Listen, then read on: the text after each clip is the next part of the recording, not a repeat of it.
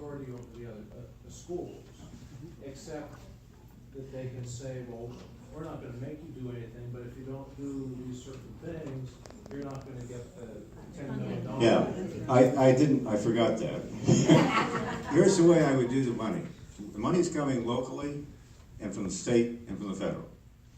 You don't have to change the money all of a sudden, you just have to put it in one pot and give every student in this country a $10,000 voucher to go to school where you want to.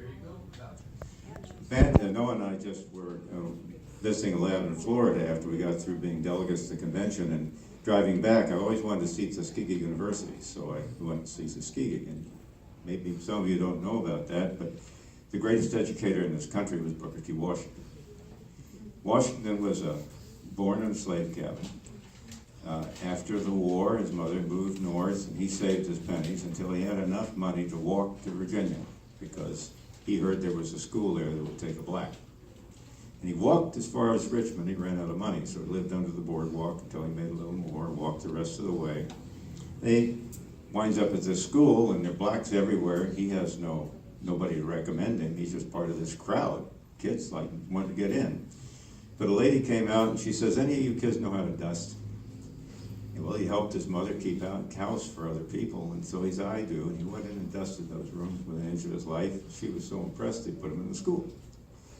And he became well educated, became an educator. After the war, he was the most famous black and white in the North and the South, spoke all over the country. And he started Tuskegee University, which is for black students. And they made the bricks that built the buildings that made their university. And then George Washington Carver, the famous black scientist, worked there. And that university and he taught his people, all you have to do is work hard, produce something that's useful, trade with your neighbors, and they won't even notice the color of your skin. And that was true. And if it hadn't been for a bunch of black agitators that have caused trouble, we wouldn't have any race problem in this country today at all.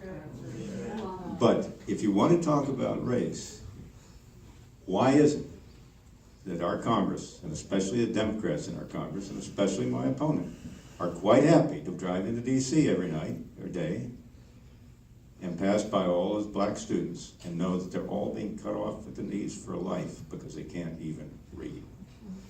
If they can't fix that, then they need to go. And most